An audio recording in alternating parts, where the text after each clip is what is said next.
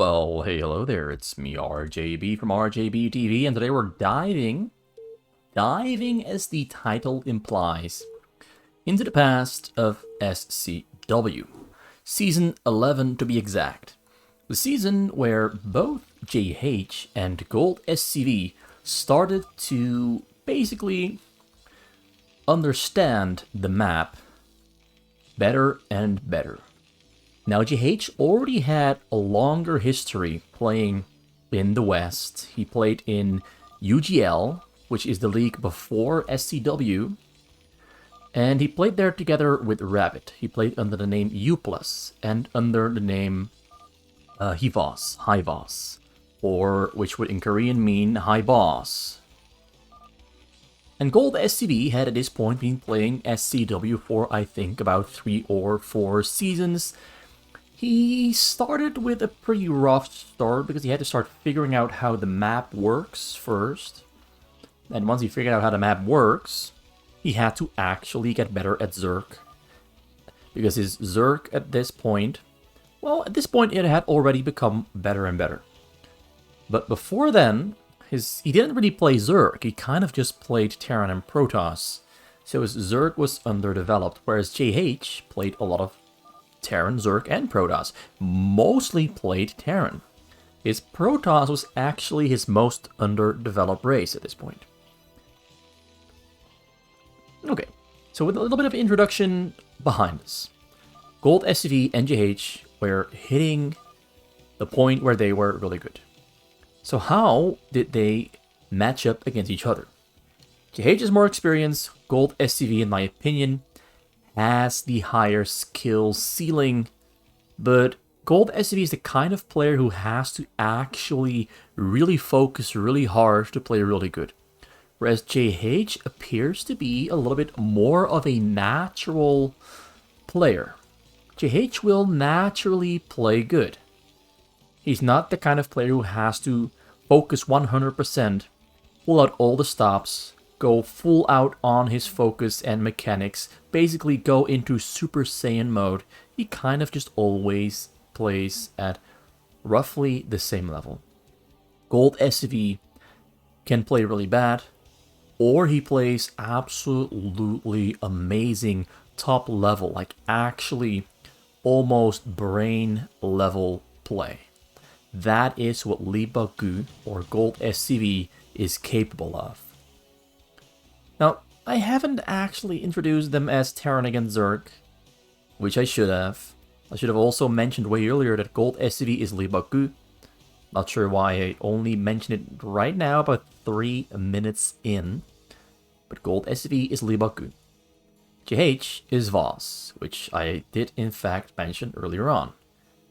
So JH starts off with triple barracks on 8 supply. And, well, 8 supply barracks, 9 supply depot.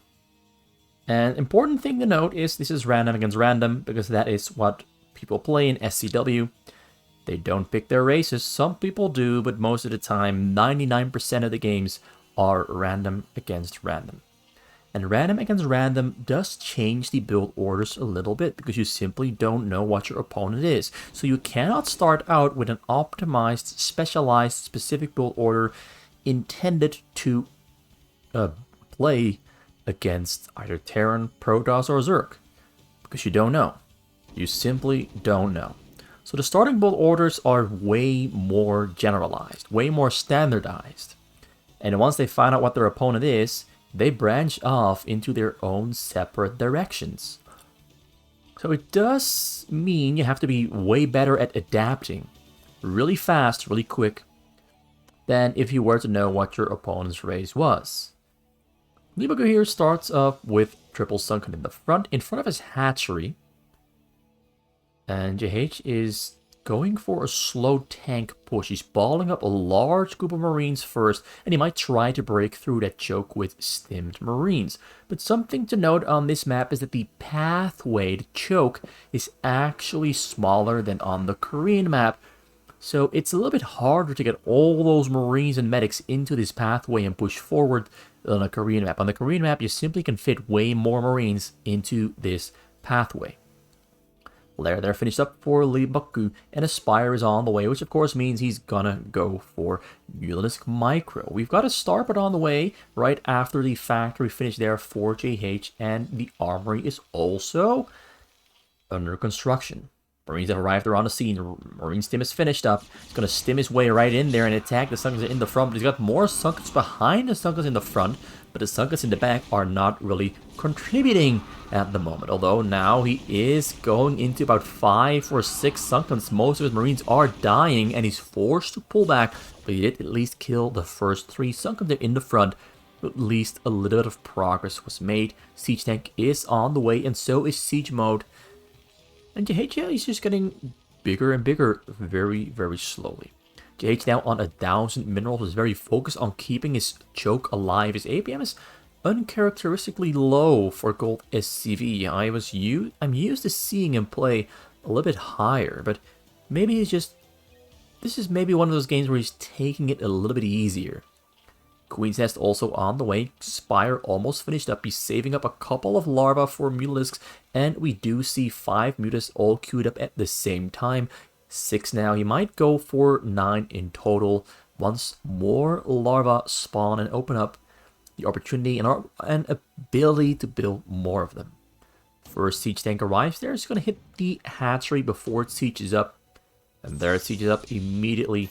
Range also now on the way there for the Marines. A level 1 attack for air. He might go for vessels. He's going for vessels first.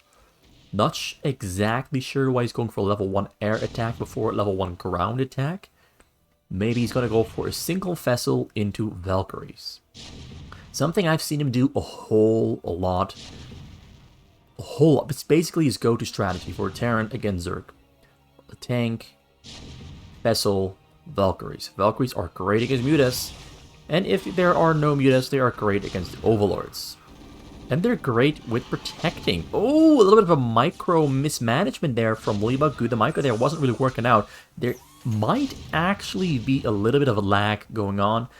Maybe there was an observer that forced the turn rate to be very low. Sometimes the micro becomes way harder when the turn rate is bad. The Marine range there is working out so well for J.H in damaging those Mutas, and now he's forced to build Sunkens in a retreating fashion to try and buy time, to try and stall the tanks and Marines from moving forward. But things are not looking great here for Leebokgu because his hive isn't finished yet. It will finish very soon. He's on triple hatcheter in the back. Hatcheter in the front is going to go down. Leebokgu is looking for a way to hit those Marines from the side, but he can't quite find a way in because J.H is just covering the tanks perfectly grouped Marines around the tanks. And because there are no hills on the sides, it is very difficult to kill things, because on the Korean map you got the hills and you can micro from the hills, because on the hills the Mutas are not visible. There's no vision on the hills if there is no unit in the air for you. So the Mutas here are having a pretty tough time. He's trying to buy time. Scorchers do hit one of the Valkyries, but another Valkyrie there stays alive. Going to try to kill the tank there on the top. That kills the tank, but losing a lot of units there in the process as well. At least he's buying himself just enough time there to stay alive. Although, now with 3 Sunkens left, J.H might try to just push through with Marine Stim. Valkyries are still on the way. He's making more Scorches. He's got a great Aspire on the way, but it isn't finished yet. How many Mutas does he have? 12 Mutas there in total. So yeah, this is a pretty good group, but the micro there is not really working out that well. He's been having some real trouble with the Mutalisk micro there. Vessel comes in, Vessel goes for the Radiate. He doesn't have Burrow yet, loses 1 or 2 drones, loses an Overlord there as well to a Valkyrie. One more Overlord there in the front also going to go down. He has enough minerals there for a Guardian Morph, but not enough to get all the Guardians, to get all the Mutalisks turned into Guardians. So he is a little bit low on minerals there. He has a lot of drones on the gas, not a whole lot of drones there on the minerals because he just lost a couple of them to the Radiate. Valkyries there coming in. He's got 1 Devourer on the way as well. 13 Guardians. All this... This is over. J.H there wins with a very simple forward push. The Mutalisk micro there for Leebokgu really wasn't working out. I do think if that Muta micro was working out, he could still be alive, and we would be looking at a completely different game. But sometimes the Muta Micro, combined with the latency, the turn rate, all those factors, sometimes things just don't really work out that well. But that was game number 1. Score is 1-0 for JH, and we're going into game number 2, which is a role reversal. We've got a Zerg against Terran. It is again random against random, so both players are not aware what the other's player's race is. Gold SV here on the Terran on the top right corner, and we've got JH here on the purple Zerg on the middle left of the map. So, a role reversal. How well can JH hold off Gold SCV's push into his base? Is Gold SV going to try to do the same thing as Leebokgu did? Wait, that didn't come out right. Is JH going to do the same thing as Gold SCV did? Or is he going to do something of his own? It's kind of what I'm wondering about, because I do think the Mutalisk Micro is a little bit weaker on this map than on the Korean map. As I've mentioned before, there are no hills, and the hills deny vision for the Marines. So the Mutalisk can basically hover onto the hill. They are invisible, and they leave the hill, attack the Marines, and the Marines can fire back for a short little time before the Mutalisks return back onto the hill, and they become invisible. That is not that is not possible here. You cannot do that on this map. On this map, you kind of just always see whatever is here on the space, because this is an open space. You can simply look at it and attack whatever is on top of it. Much easier time for Terran against the Mutalisk build. So I do think things like Lurker builds, Zergling builds are more viable in that sense. But I've seen players like Scan pull off the Mutalisk Micro very, very well and still completely stomp a Terran Marine Medic tank army and preventing it from pushing forward. So it is possible. But the turn rate and the latency has to be very good. Plus your mouse skills, your micro skills have to be really good as well. It's just a little bit harder to do in certain situations. JH starts off with the standard build order of a choke with one sunken there in the front because he has not been found yet, and when you haven't been found yet, most of the times it is somewhat safe to assume you're not getting rushed. Not that Leebokgu isn't trying though, because he is scouting the top and the bottom. Just not the one spot where JH is located. JH made 4 Zerglings to scout the map himself, getting a hatchery number 4 and a gas. So the gas is a little bit slower than usual. Usually we do see a triple hatchery gas. Now it's a 4 hatchery gas there for JH. Gold SCV Leebokgu here going for a pretty early gas for an 8 supply Barrack 9 supply depot build order. Zerglings cannot get into Leebokgu's base.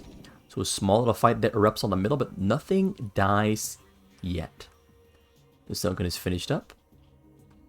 JH is mining gas. He's got a lot of minerals there in the bank. His lair is going to be pretty late. He's sending one more drone there to the front to build Sunken number 2. Might even build number 3. Might build hatchery number 5. I do think that JH might go for Hydralisks or Zerglings. This does not look like a... Okay, he's going for a lair after all, but he might go for the Lurkers. He's not going to rush into the Mutalisks. That is just a gut feeling I've got right now. I am feeling Lurkers coming in from JH. Gold SV still chasing those Zerglings around. He wants to kill them. They're going to be kind of annoying, and they're going to keep on giving JH vision, which is basically locking Gold SCV into a standard build order. He cannot go for any trickery, no cheeses, just very standard build orders. There's still only one Sunken finished up there in the front. 3 more are still creep colonies. JH has the vision from the Zerglings, which allow him to basically cheat a little bit because he's got the information that Gold SV is not going to attack yet. So he prolonged on making the Sunkens for as long as he could. Now that the Zerglings are dead, he's turning them into Sunkens because he knows an attack is most likely going to be coming in.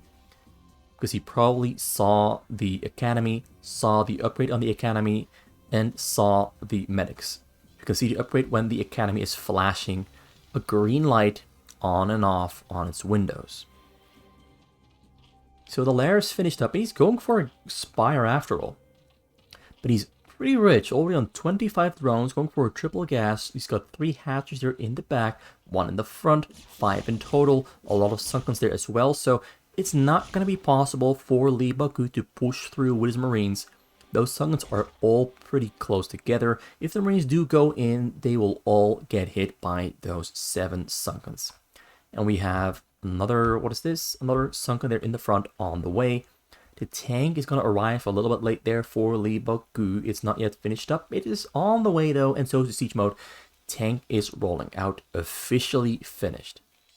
Getting turrets there at his command center. He's expecting mutalisks. And he's right. Mutalisks are on the way. Leebokgu tries to check the front. See how many sunkens there are because he didn't know yet. Sees that there are way too many sunkens, so he decides against going in. Marine range now on the way as well. He's not getting level 1 attack for the Marines or level 1 armor for the Marines. I have seen some players do that. They do get level 1 armor or level 1 attack. They get level 1 armor when they want to push through those sunkens, or they get level 1 attack. I do think level 1 armor is a little bit safer because your Marines don't die as quick. It takes 1 more sunken hit to kill them, or so I believe. Instead of just 2 hits, it takes 3 hits, but I'm not sure. I'm not entirely sure. So the tank there starts to push. Marines are protecting the tank. Mutas are on the way. So is the Queen's Nest and hatchery number 6 already coming in. So yeah, J.H is way richer than Leebokgu was last game. He simply had more freedom to get more hatcheries. The micro is working out, but the Marines are, the mutas are dying. The siege tank didn't die. It was close to dying. He's got a total of 7 mutalisks there on the scene. This one on the bottom side is not very well protected because he's on the edge, so that one gets taken down, but a muta dies in the process there as well. More mutas are spawning. Leebokgu is very slowly pushing through those sunkens. We've got a science vessel on the way, radiate as well, and starport number 2 there also being built, and a command center being built in the back there for Leebokgu. Leebokgu goes in with his Marines. He feels lucky. He feels he can do this. He's got a lot of Marines there, a lot of medics as well. The mutas are contributing to the fight. Now it's a question of whether those medics are going to run out of energy before the Marines all die. And the medics do still have some energy, and they are pushing through the sunkens. But there's 2 more sunkens there in the back. Medics are almost all out of energy. I do see 1 medic there still with energy. The mutas are doing a great job killing a lot of the Marines. Looks like there's only 6 Marines left out of about the 36 that were there. But at least he pushed through those 7, 8 sunkens in total. Now the hatch is going to go down as well. J.H is very quickly building sunkens on his sides to build a buffer zone that Leebokgu cannot go through. And that a tank is going to fall. Oh, the micro there not really working out that well. The micro there not really working out that well. I think the tank has like 1 shot left of HP. It's very close to dying. Oh, never mind. Halfway. Halfway HP. Goes in, wants to finish it off. Finishes it off. Vessel has arrived on the scene. Sunkens are protecting the base. He's on 6 hatcheries now. He lost 1 of them earlier in the front. The mutas are dying. He's not splitting successfully. Takes a little while before they all split up. At least the mutas do heal themselves over time, but it's a very slow process. And this push is gonna continue. Tanks, new tanks have arrived. Supplies about 79 to 73. Looks about even at the moment. J.H is a little bit richer. He's got more drones and he's building even more drones. He's mining from 6 gas in total. The mutas arrive in Leebokgu's base. And Leebokgu here doesn't have much to defend himself. Actually, to be more precise, he's got nothing at all to defend himself. So these mutas are having a field day, just doing a lot of damage. This is a lot of damage he's taking right here. He's basically getting interrupted on 3 structures. The pusher in his own base is still happening though. Very slowly, but it's happening. But will the damage here back at home be too great to come back from? got no armory, so he cannot build a Valkyrie. J.H is having a lot of success here, punishing Leebokgu for going for a non-anti-air build order. No Valkyries on the map that cannot take care of these mutas. Vessels going in there for the radiate on the drones though. Does he have burrow? Radiate number 1 comes in. The drones are not getting burrowed. He's gonna lose a couple of them. Loses 1. And he does have burrow. So that's a little bit of luck there for J.H. Only a single drone dying. Could have been way more. Could have been way more because look at how many drones he got on this side. Yeah, that's pretty much most of his drones are on this right side. Well, he's got a couple on the left side as well, but I do think most of the drones are on the right side. But he stays alive, prevents disaster. And the tanks and marines have retreated back home because he knows he probably should turtle up at this point. He took some heavy damage at home, got slowed down a bunch. He's only on 39 SCVs in total. He's not looking that rich or healthy. He does have a nice little bank, but it's more because he can't spend fast enough. Because he just kept getting harassed. Marine medic there in the front, defending beautifully. We have Consume on the way there for J.H, and the Defilers finishes well. He's looking to go for the early counter-attack. And Leebokgu knows he's coming, and he's going to have to defend himself really, really well against this. But there's only one Defiler on the map, not 2, not 3, not 4, it's only a single one. So a single Radiate on that Defiler might completely shut down the push. There's some Guardians coming from the top side there though, which currently there's nothing that can defend against them except some Vessels, but the Vessels are going for the Lurkers. Some Lurkers are going to die. He's burrowing up the Radiated Lurkers. Now he spots out the Guardians coming from the side there, and I think he just used most of his Radiate, so he cannot kill those Guardians that easily. He's going to have to build something. Well, he's got the Marines going in, but the Marines don't traditionally do that great. He radiates one of his own vessels and puts them on top of 2 Guardians. So the Guardians do take down a bunch of those Marines, but in the end, they do go down themselves. But now we've got a ground army. Zerglings, Lurkers here, standing in the front. The Defiler is somewhere. The Defiler is nowhere. I can't see the Defiler. Did he lose his Defiler somehow? I'm not sure, but the Defiler is nowhere to be seen. He had a Defiler earlier, but it just doesn't exist anymore. It's gone. I don't know what he did with the Defiler, but it's just nowhere at all. So he's making 3 Defilers. He could have killed Leebokgu there. He could have killed him. He had if he had the Defiler, he could have killed him. But the Defiler just disappeared. I think it got radiated, and I missed it being radiated. But if he still had the Defiler, the Lurkers would have burrowed up right there in the choke point and forced the tanks to either die or unsiege and retreat. Situation was very good for J.H, but Leebokgu is now big enough. He's got a lot of vessels, I think about 6 or so in total. A couple more are on the way. Got Valkyries now as well. He's running his Marines into the Lurkers. So most of his bio does die. The tanks do siege up out of range, and the Lurkers do unsiege and retreat. But now we've got the Defilers on the scene, ready to put up a... Oh, one of the Defilers runs into its death.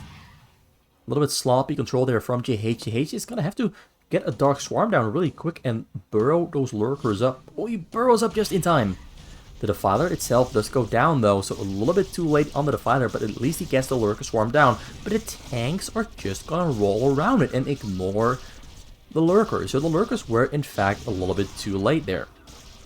Does he have what it takes to defend here back at home? Scourge is coming in there to take down the Vessels. They do miss most of them though. 2 Vessels are still alive, and so are the Valkyries. And here back at home, he doesn't appear to have much to defend with. There are, in fact, no Lurkers here at home. There are some on the middle, but there's no Defiler on the middle. So those one in the middle, they will probably go down in their future as well, but they might slow down. Gold SCV comes in with the Radiate on the drones. Drones are not gonna get... Drones do get burrowed up, so only 1 drone goes down. The fighter there is Radiated, and the fighter goes down. Does he... Will he get his Lurkers up in the front in time? Lurkers do finish. They're gonna have to run to the front there. There's a lot of tanks in the front there. Eats up some Zerglings, pushes forward with the Zerglings to tank and eat up the tank shots. Lurkers do burrow up right in front of the tanks, and he's just in time. just in time to prevent disaster. Lurkers on the middle are proving to be an actual problem as the entire reinforcing group of mech units, the tanks and Goliaths, get taken down. But now he's using his Valkyries to take down those Overlords. Very annoying harassment coming in there from Leebokgu. I haven't looked at the upgrades yet. One Carapace there for the Zerglings, one Carapace there for the Hydras, and we have level 0-0 there on the tanks. So both players without upgrades at the moment. Level 1 attack for air and tank is on the way for Leebokgu, and Carapace number 2 is on the way there for J.H. Not getting level 1 attack for anything yet. Mostly focusing on growing a little bit bigger, staying alive, getting his economy a little bit beefier, getting his base a little bit beefier, getting more hatcheries, and at least he's got all the tech, except the Ultralisk Caverns. But he's got all the other Evo Chambers, the Fire Mount, Queen's Nest, Greater Spire. Everything he needs is here in the back. He just has to start building an army that can effectively push through what Leebokgu has. Leebokgu is also starting to get rolling himself. He's a little bit low on SCV count. He needs more gas. He's on 52 SCVs in total. He hasn't really been losing units that much. He's been preserving his units from time to time. Although now we've got to push forward there from J.H. very aggressively. Burrows up his lurkers. Tanks are forced back towards their own base. J.H. might go on the chase, or he's going to just basically zone off the middle for now and grow bigger here back at home. Vessels are coming in there for irradiate on the drones. This might get... Oh, he turns around. There's too many spores there, so he kind of knows that, okay, this is not going to work. I have to turn around and bring my vessels back to the middle. While getting a bigger production here back at home. He's got 3 armories. He's getting a couple more SCVs. Gonna go radiate on those defilers. 1, 2, not number 3. 1, 2 should be enough. Lurkers are pushing forward. Lurkers don't have support though, so Lurkers are taking damage. Lurkers are trying to burrow up, and one Lurker burrows up there under the Dark Swarm right in front of the tank. So the tank's once again forced to migrate a little bit south because there's a lot of room to move on the middle here. So the Lurkers do keep Leebokgu away for a little bit, but not much and not for long. Goes down another Dark Swarm there on the middle. Scorch is hunting for air units. And it looks like he's going to take down all the vessels and all the Valkyries with one sweet, sweet attack. No defilers here back at home. The defilers are not on the way either. The defiler in the front goes down. He's loading up a drop. But he actually needs the defiler lurker here to defend himself. Lurkers are morphing. The defiler is on the way. Zerglings are buying time. He's unloading Zerglings on top of the tanks. But not with much success because there are Goliaths that take down the Zerglings really easily. And now he's losing Overlords. Maybe not the best choice there, although he's not supply blocked. It does hurt him and he's going to have to rebuild them. But at least he's not supply blocked. So yeah, it hurts him. Because now he's going to have to use Larva to build new Overlords when he wants to use those Larva to build units instead. 61 drones are in total, 56 there for Leebokgu. Leebokgu is not broke, but his army also isn't very big. He's going to stay on a low SCV count and rely on not losing units too much. As you can see, he's not producing non-stop and his minerals is still quite low. Lurkers burrow up there in the front. Tanks unsieged. Run away. You cannot afford to lose these tanks. And he sieges up at a safer distance. A little bit of a safer distance. We've got some Overlords there flying over the bottom side of the map, but they go right through the vision of a barrack, so I do expect that Leebokgu is going to intercept those Overlords there with his own Valkyrie, maybe with his Valkyries. He's already moving Goliaths here back at home to intercept, putting some tanks there next to the command center. So yeah, he's prepared. He saw those Overlords. And Leebokgu did lose his units there on the middle. A lot more half-truths there coming down from J.H. J.H. splitting up his Overlords because the Valkyrie found them. Tanks are there on the middle. No vessel support. Vessels are still under production. Wow, there's a lot of lurkers all over the place. It's a minefield, but there's no swarm over those lurkers. So with a couple scans and with some detection from the vessels, they do get spotted out. And Leebokgu is still on very low minerals. He's very, very low on minerals. He's got pretty much no SCVs on the minerals at all. You probably should build another 10 or so SCVs to help him out with the money.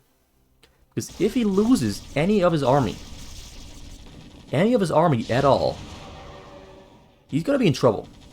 Because he simply cannot rebuild his army fast enough. Most of the lurkers there do go down. Valkyries are intercepting the Overlords, but the Overlords are staying alive for just long enough. No, they do all go down. 2 Zerglings unloaded. We've got 3 tanks there here. Oh, this is going to be it. Nope, not going to be it. All the units get taken down. J.H's attack there gets intercepted because Leebokgu has vision on the top and the bottom and the middle of the map. The Phyllis once again getting radiated. J.H is pushing forward, but there's a long line of tanks there to push through. A very long line of tanks. There's a lot of burrowing, a lot of dark swarming, and a lot of unburrowing.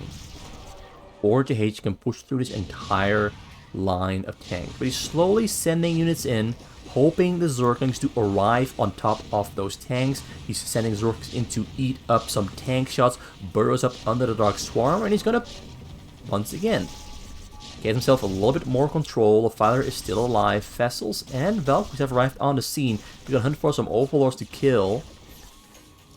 Mutas are spawning in large flocks, but at the moment he does not have the gas to turn them into Guardians or Devourers. So it does appear that the Valkyries are having a great day killing those Mutalisks with their level 1, 0-2 upgrades. Whereas J.H has 2-1 upgrades at the moment. He's got level 3 Carapace on the way, level 2 attack on the way as well for his Zerglings and his Hydralisks. Tanks have been relocated a little bit further back. A plague was thrown down on the Valkyries. J.H is waiting for gas. Looks like he hasn't completely filled out all of his minerals there, or so I think. I think he also lost a couple of drones to irradiate, about 4 or 5 or 6 in total. Now, this is a huge tank army. So the game Leebokgu is playing is paying off. He doesn't have a lot of workers. He cannot replace his army instantly. But on the upside, he's got a big tank army, a lot of vessels and Valkyries in the air as well. It's going to be pretty damn difficult for J.H to push through this with a ground army of his own. He's almost maxed out though. Both players are preparing their attacks. Leebokgu is looking to radiate those defilers. Finds 1, finds 2. J.H has to put down the lurker swarms very quick. Got down the swarms, lurkers are moving forward, lurkers are burrowing up, Zerglings are trying to push through, Zerglings are getting on top of the tanks, a couple tanks do go down, and we've got a huge Mutalisk bomb there, ready to attack the command center, and there's actually not much here to defend. He's gonna have to be fast though, he's gonna have to be fast, because Leebokgu does have vessels and Valkyries, and if the vessels and Valkyries do catch wind, oh he doesn't, the vessels are flying away. There's a queen in there as well. He's going to try to get control and infest the command center. Gets on top of it. Queen is right there next to it. Command center is going down very quick. The queen is going to get it. The queen gets it. And it is a infested command center. And it looks like J.H is successfully pushing through. Killing a lot of those SCVs as well. All the SCVs are going down very quick. There's honestly just nothing left to defend here. Oh, gold SCV is tasting pain. He's getting punched in the face. This is a painful one. Lurker Swarm successfully stalling out. Nothing here back at home to defend. The Valkyries are finally flying back home. The vessels are staying away. Goliaths are spawning. He's got 1 single SCV. A single one. 4 just spawned. Valkyries do arrive here back at home to try and save the day, but it might just be a little bit too late. Because he's got no money. And he's not going to have any money for at least another 5 minutes. It's going to take a long ass time to recover all those SCVs. He's got 3 of them. 4 now. 7. He's got 4 command centers. This is going to take a while. He's also going to have to rebuild gas on this left side, because the right side is now basically useless. So J.H here managed to hold on for long enough, and Leebokgu didn't manage to push forward fast enough or effectively enough. Because I think he had too little money. Basically just not enough SCVs throughout the entire game, and it was hurting him a lot. He's trying to push through. He's radiating the lurkers. There's a defiler behind the lurkers as well. He's ignoring those for now. Lurkers are coming in there for the attack. We've got some guardians that are in the air, and the Vars are on the way. He might go for a plague on the vessels and the Valkyries. Guardians are going in a little bit too early. Valkyries are absolutely destroying the Guardians. The Guardians are pushing through a couple of those tanks that are in the front, but they will go down before they actually take down a lot of them. Leebokgu is now back on 14 SCVs. He cannot afford to lose any units, because losing anything at all means he cannot replace it because he doesn't have the money for it. He simply cannot afford to replace anything at all at the moment. So J.H sends forward the Zerglings to eat up some tank shots. He's going to move forward with the lurkers soon as well. Going to put them back under the Dark Swarm there in the front to make sure that there are always a couple of lurkers underneath that Dark Swarm. It's a double Dark Swarm, so it's very hard to see what's underneath. Zerglings do arrive and hit a couple of tanks. Tanks do get down to the splash damage. We've got units being loaded up there into some overlords. Going to fly over this, open the pathway into Leebokgu's base. He's got a pathway in, and Leebokgu again doesn't notice it's happening. His SV count is slowly recovering. He is keeping J.H contained, or so he thinks, because these overlords got through. The overlords did get through. He's trying really hard to push forward. He's trying to basically kill everything that J.H makes with radiates. There's an engineering bay there. It sees the overlords. Valkyries are not moving back. Leebokgu did not notice. Leebokgu is pushing through there here in the middle. Leebokgu killed the lurkers. Lurkers got killed. Tanks are underneath the Dark Swarm, but now we've got units from J.H here inside of Leebokgu's base, and Leebokgu basically has no money to build anything that can defend himself. But he might still win the game if he manages to push through with this Vessel Tank Goliath army. But here back at home, he's losing the SCVs, losing the command centers, running out of money. He actually doesn't have any money left. Actually, no money at all. He's just gonna go all in and try to kill... Oh, never mind, not gonna work. Lurkers burrow up underneath the Dark Swarm. Tanks are too close. Tanks are gonna take damage from themselves, shooting on Zerglings or from the Lurkers. The vessels are trying their best. Vessels get plagued. There's about 12 defilers in total. Just way too many defilers to radiate with all those vessels. He's gonna try. Gets one. Does not have the energy for a lot more radiates. He's looking for radiates. When you've got so many vessels, you gotta click every single one of them to see if they have energy. And more lurkers are burrowing up underneath the Dark Swarm. Zerglings keep sending themselves into the tanks to make the tanks eat up the tank splash damage. He's down to 89 supply in total. He has no... Yep, it's over. He knows it's over. Lost his command centers, lost his SCVs, no money left in the bank. J.H managed to take down Leebokgu in his Zerg against Terran. Great play there from J.H. Very smart play. Leebokgu perhaps a little bit uncharacteristic, but this was during the period where he was starting to become better and better and better. And I think like half a year after this, he was an absolute unbeatable monster of a player. At this point in time, he was still kind of a smaller Leebokgu. Not as strong, big, and buff as he became later on.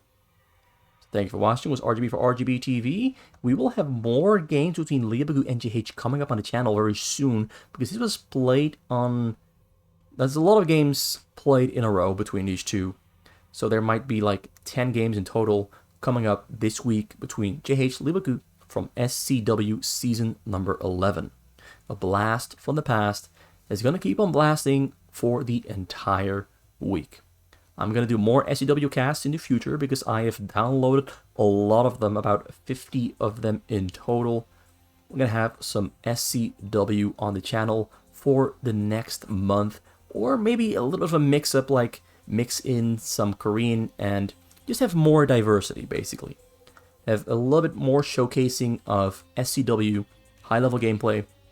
They're gonna do some Western plays as well, like Kokani, Hydra, Dingo, Jose, and some other names here and there as well, as long as I think that they're really good foreign players in SCW.